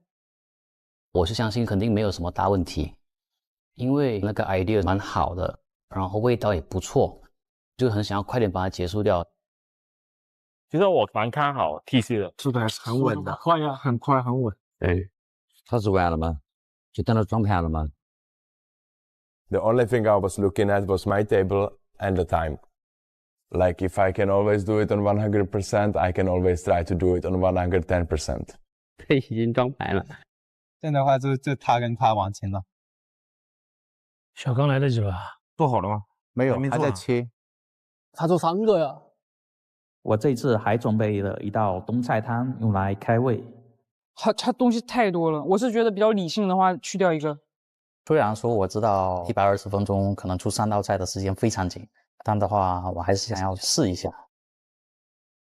能不能把3道菜完美的呈现出来。因为我这次想要展现的主题就是川味特别多的技法和我这次学习到的这些东西。但是我不觉得他可以完成诶。他们还有多久吧？只有10分钟哈。小刚这个有点危险。烧糊了，很快就。时间紧，有点着急了，看。有点着急了。8分钟，8分钟。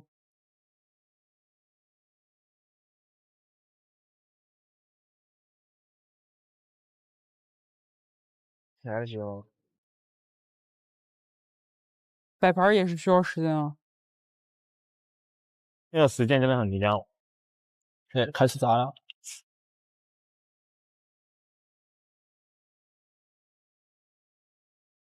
还有7分钟，这前面2个摆好了是吧？他面摆好了。哦，come on！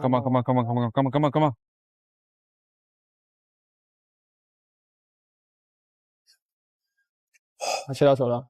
我一开始擦那个器具的时候就把手给切了，我以为没事儿，结果却没止住，它就在里面一直流。因为时间也比较紧迫嘛，先冲一冲啊，冲水之后再搓。真的切到手了，他切到手了，小心哦，小谭，加油！因为我也是把所有的元素都做出来的，但是我没有把它们拼在一起测过2个小时能不能做出来这个东西。还有最后1分钟，请各位主厨准备出餐。默默的，他真的完成不了了，时间不够了。他这个有点极限了。 5，汤还没装。4，还没找到勺子，他直接倒的，就没有造型了。3，泰林2，1，泰林赶快！他做3个菜，3吃3吃，那小看有冲劲。对，我估计他会可以的。TC 吗？TC 他们3个都蛮厉害。现在请各位主厨前往评审区。很难受，真的很难受，很难受。其实也需要看片尾面的这个，也是那个洗完技术。上微博进入百厨大战话题页，获取更多精彩内容。I hope it's shortbread. Did you get yourself? It's a finger. Fine. 我对大章鱼还是非常感兴趣，迫不及待，想吃。这几道菜看起来都差不多嘛？对啊，好像啊，差不多都是烤的，就是一个强硬的正面冲突。对，就是偏味道了。第一个天竺葵和那个炼金术也都是很厉害啊。你说这踢馆成功吗？鹿死谁手还不知道。现在请评审品尝1号菜品。OK，let's see， 它这个是西式。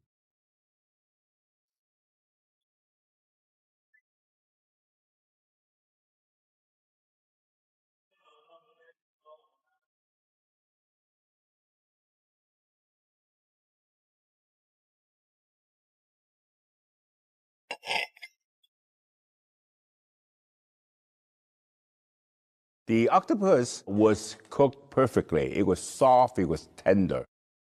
Puree was buttery, and also the pickled daikon was done nicely.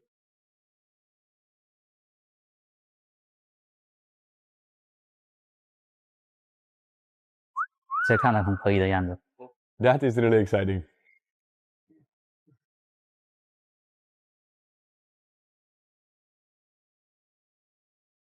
Oh, That's not nice. That is not nice. That face.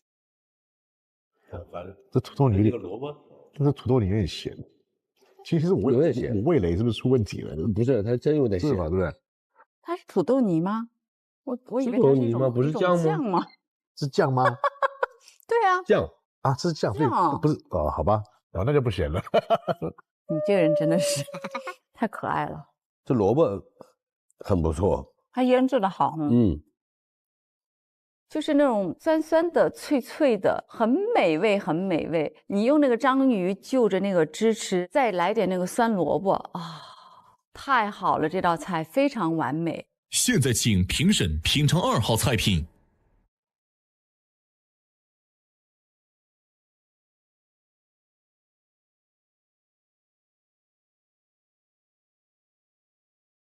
嗯，哇，好吃。嗯，这个可以。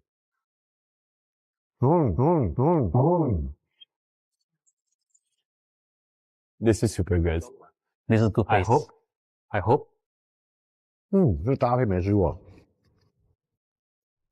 我觉得这个是很难得的一个搭配，浓浓的番茄味，在里面可以吃到小颗的章鱼，还有一些百合在里面，就是很多不一样的口感在一道汤里面，这是很少见的。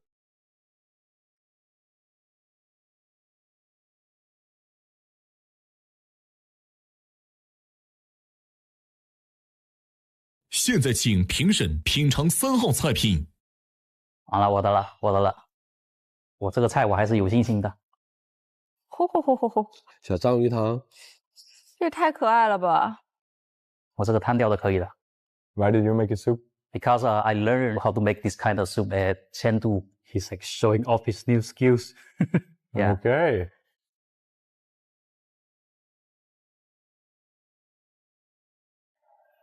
为什么有种鸭子的味道？你闻到了吗？绝对不光是有这个章鱼，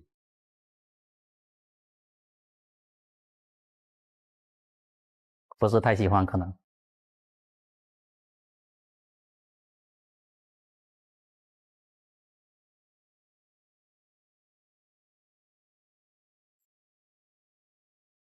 尝尝这啥面条？跟章鱼有关系吗？ But what is this? Noodle. Noodle made from by, octopus? made by octopus, yeah. How did you make that?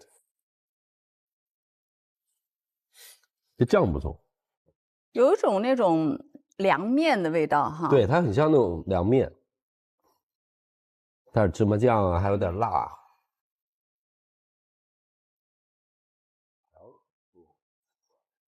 他这个就很劲爆了，这个就很劲爆。你看他表情，准备看他表情。哦，怎么样？甜甜的，这个应该是烤过还炸过吧？炸。嗯。哦。哦，它这也蛮好吃的哦。对，这也蛮好吃的。哦，它这个外面炸的这个，就是不像大家一般吃的章鱼的那个口感。嗯。他处理过表面，陈小刚他处理章鱼的方式是最好的，非常好吃的一道菜。它这个绿色的酱是什么？也是有点什么烧椒酱？这有点哈，有点烧椒那种辣辣的。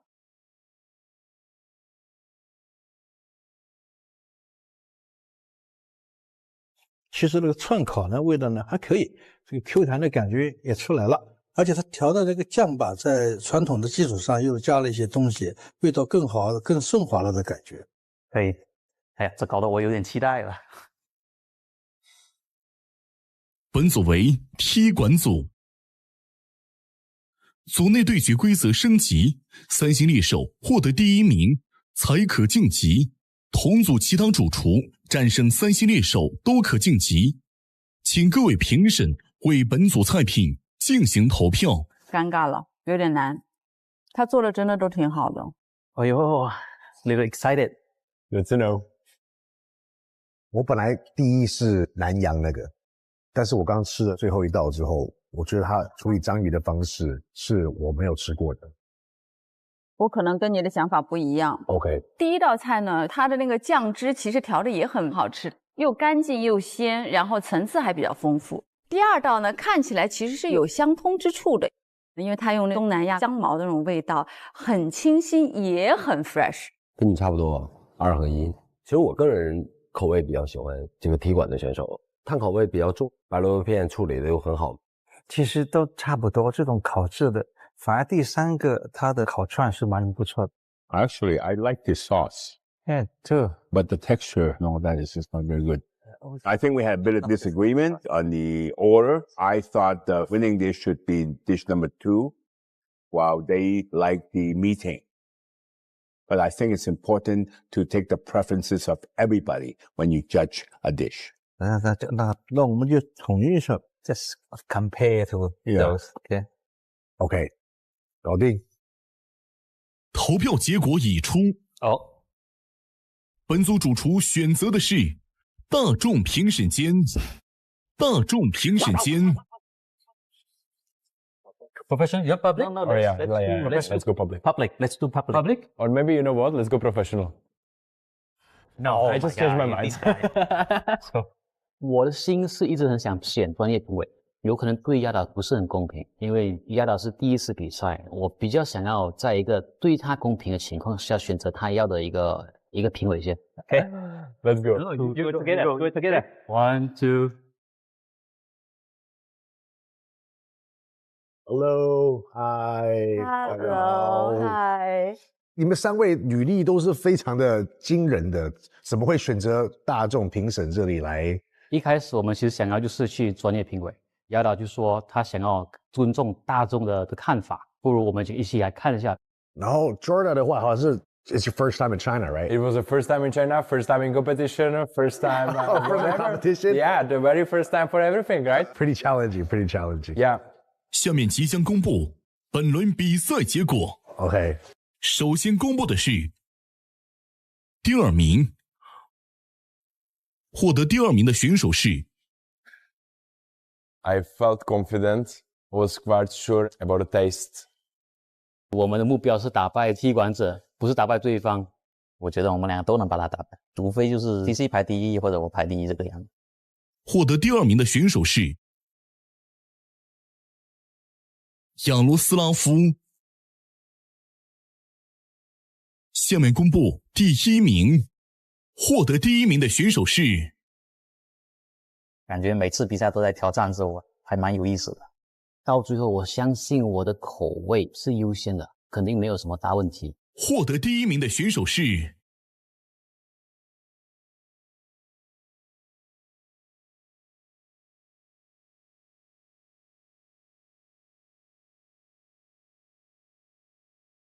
涼瓜豉香炒牛肉係粵菜中嘅經典嘅時令家常菜。今日我就嚟分享呢道王牌家庭菜嘅做法。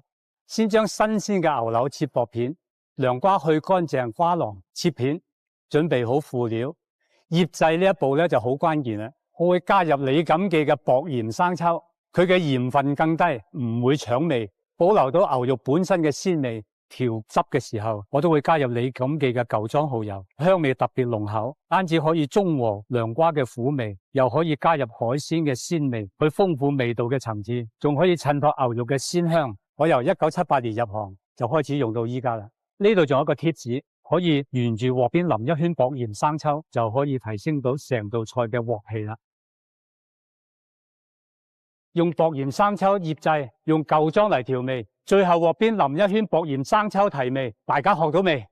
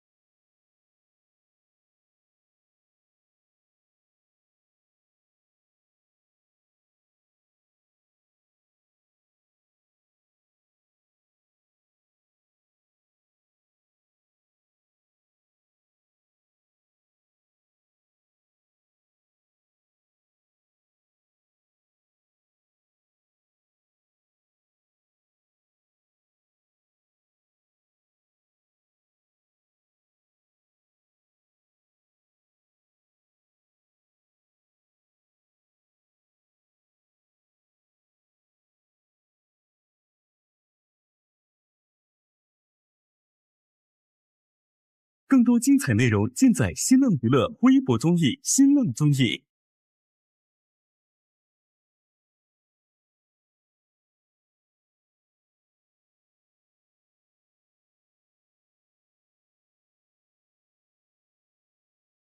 越来越难了啊！能生存下来的都很强啊，所以说大家拿出自己的全部实力啊！来参加比赛，你当然是要来赢。他野，他确实比较野。I know his skill set, so I knew it's going to be a good battle. 我的对手就是一个嘛，我是他输，叫我赢。我就是想用普通的题材来赢你们。1分钟了，没时间了。选到手了，哇，他还没有摆盘呢。按铃，按铃，先按铃。这一组是死亡之组啊。鱼很腥，非常腥。我们比较疑惑的是，我们到底在吃什么？我嘴里现在我估计能有8种食材以上的东西。他们是只能读懂我们的表情是吧？我可以笑着说，是吧？看上去很柴。哇，都传了。哥，通杀，这个很好吃。这是今天第一个光盘，这才叫大厨做的饭呢。这是我录过所有综艺节目以来最难的一题。我求他们不要学我们。我本来把门扣起来，打死不让他们进来。